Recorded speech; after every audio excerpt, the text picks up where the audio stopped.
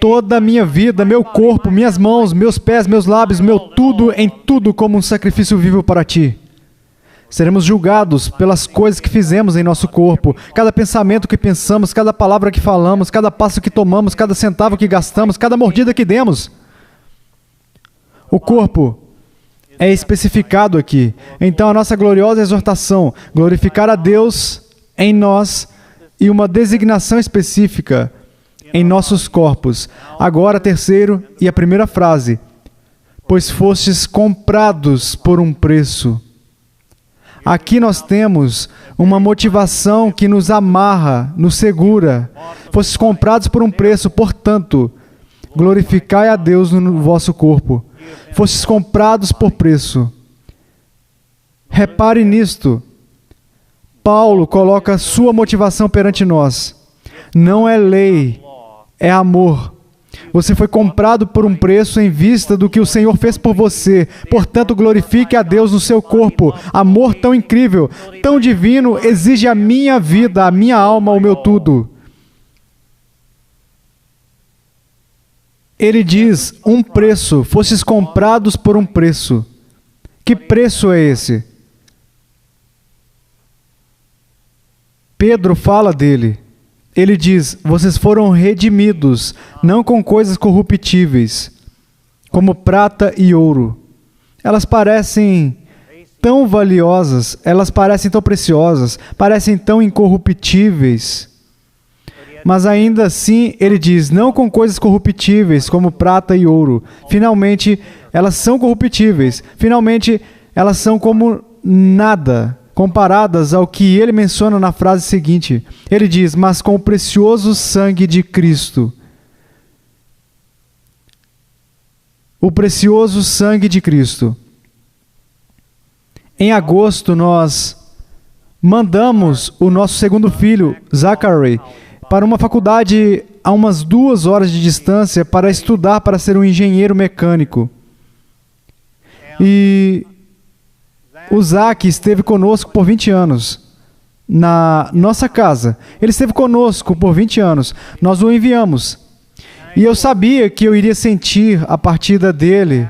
Eu voltei e o quarto com toda a mobília dele, tudo tinha sido levado com ele e o quarto dele estava vazio.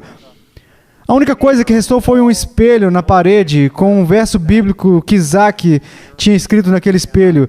E isso me levou às lágrimas.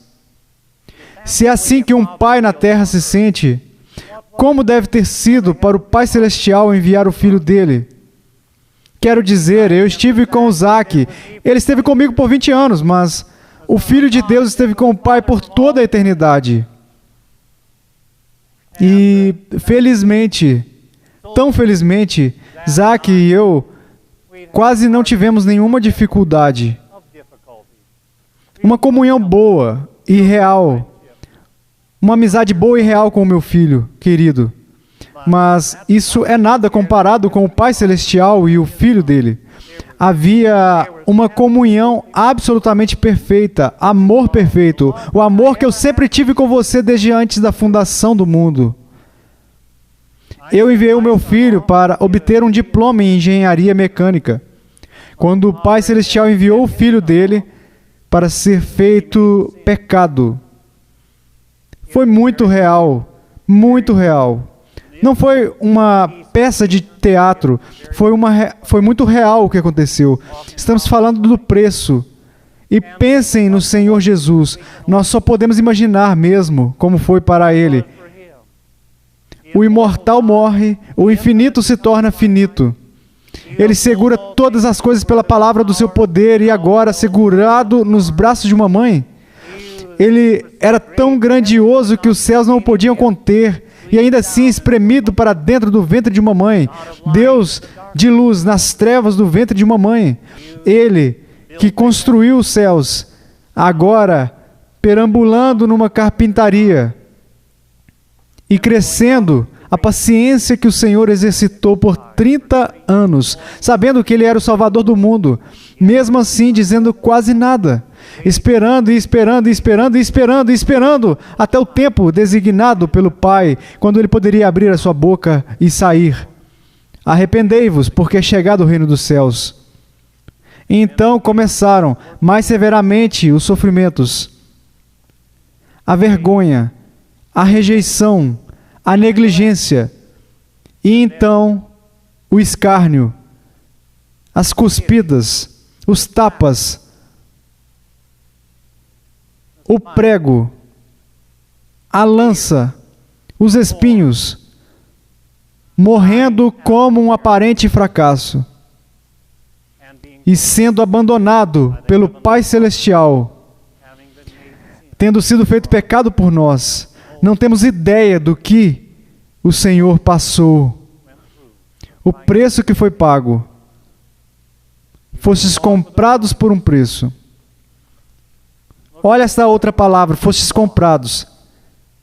Às vezes, a palavra descreve em termos de justificação, pois anteriormente nós estávamos condenados, mas agora nós somos justos para Deus. Às vezes fala em termos de perdão, pois uma vez estávamos em dívida e agora ela foi cancelada. Às vezes fala em termos de adoção, pois antes éramos estranhos, mas agora somos filhos de Deus. Às vezes em termos de reconciliação, pois uma vez éramos inimigos, mas agora somos amigos. Às vezes em termos de redenção, pois uma vez éramos escravos, mas agora somos livres. Mas aqui o termo é comprados. Sim, tão simples, não é? Sabe, todo mundo sabe o que a palavra comprado significa. Jesus pagou tudo. Ele pagou a nossa dívida do pecado. Eu gosto desse termo simples. Fostes comprados por um preço. Atos 20. Para apacentardes a igreja de Deus, que Ele adquiriu com o seu próprio sangue. Vocês foram redimidos, não com coisas corruptíveis, mas com o sangue precioso de Cristo. Digno és de tomar o livro e quebrar os selos, pois foste morto, e com teu sangue compraste homens de toda tribo, língua, povo e nação. Vocês foram comprados. O corpo foi comprado? Com certeza foi. Romanos 8 diz que estamos esperando a adoção com a redenção do corpo. O Senhor comprou nossa alma, Ele comprou nossos corpos, Ele comprou tudo. Jesus pagou por tudo. Aquele cordeiro foi colocado no lugar de Isaac. O cordeiro da Páscoa foi imolado por Israel, não pelo Egito. Eu lhes digo, se vocês não chegarem a ver que o Senhor Jesus morreu por vocês pessoalmente, vocês não vão encontrar o conforto e a segurança que poderiam ter. Vocês foram comprados por um preço. Ele nos amou. Ele se entregou para que Ele pudesse nos redimir de todo ato de injustiça e purificar para si mesmo um povo, para a sua própria possessão.